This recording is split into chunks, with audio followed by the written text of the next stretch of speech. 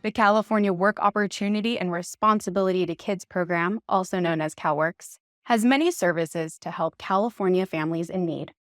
The Home Visitation Program was implemented by the state to support positive health development and well-being outcomes for pregnant and parenting women, families, and infants born into poverty. Locally, the Home Visitation Program is offered through a joint effort between the Department of Public Health and Social Services. With us today to discuss the Home Visitation Program is the Department of Public Health's Health Education Specialist, Amanda Nafarade. Hi, Amanda. Thanks for coming. Hi, thank you for having me. So can you give a brief summary of the Home Visitation Program, or HVP? Home visiting is a voluntary, free program that pairs pregnant and newly parenting women or men with trained professionals from the Department of Public Health.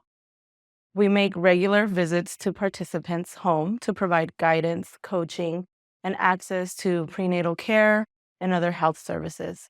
The home visitor models positive parenting techniques and skills that can help our participants be the best parents they can be.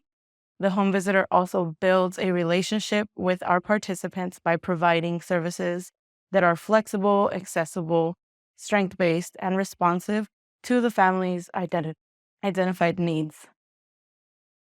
So who qualifies for this program?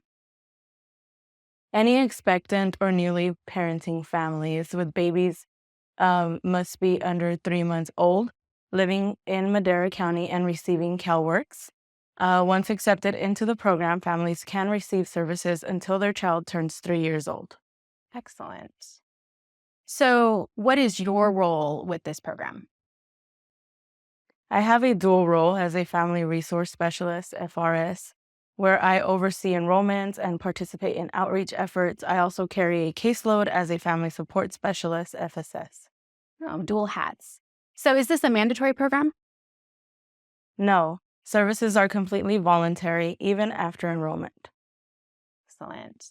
So say we have a client and, they're in this program. What does the curriculum look like? Our curriculum is made up of diverse, one-page, easy-to-read handouts about parenting, child development, safety topics. The FSS and mom sit with baby where she feels comfortable, for example, on the floor, on the couch, dining table. Usually there are toys laid out for mom, baby, and FSS to play with. The FSS and mom discuss family life, baby, any concerns or needs the family may have. FSS offers referrals as needed and presents family with educational materials. Mom is allowed time to ask questions and get answers. Periodically, baby development is assessed, usually every 2 months. Weight and height are collected monthly for the first year. Occasionally, FSS may also take a voluntary activity for mom and baby to complete. For example, milestone pictures or holiday-related activities. Or an incentive that ties in with the educational material is shared. FSS and mom discuss other topics of interest to mom. At times, families only need a listening ear or someone to vent with. So FSS follows up on past visits, concerns, and information provided. Lastly, the next appointment is set before FSS leaves the home. Excellent. So if a client wants to be a part of this program, but they don't feel like really comfortable having you there, maybe it's a shared home, is there an alternative?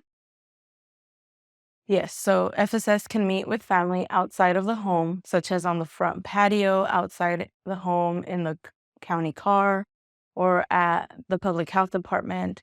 In other cases, with supervisor's prior approval, FSS can meet the family at a park.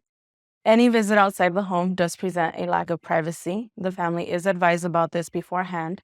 If the family consents, visit can be carried out in public places, although FSS is careful not to disclose any patient health information during the visit to those around. So you've mentioned a ton of benefits with this program. Are there any additional incentives? We also offer a variety of incentives that relate to the education we provide, such as books and toys. Families are connected to valuable resources in the community and other community-based organizations and events. Families receive developmental screenings, ASQs for their children, and are connected to early intervention when needed to ensure any challenges in the child's development is addressed timely and adequately. So, what is the goal of this program?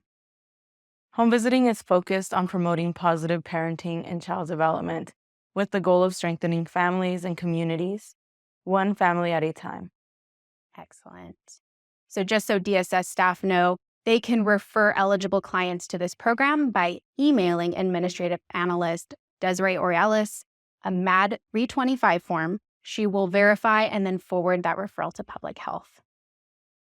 So, thank you, Amanda, for joining us today and sharing information on the Home Visitation Program. Thank you for having me. That concludes this episode of Inside Track. If you have any questions about today's episode, or if you have suggestions for future episodes, you can direct those to the DSS Media Studio mailbox. Tune in next month for another episode of Inside Track. For the DSS Media team, I'm Ashley Monk. Thank you for watching.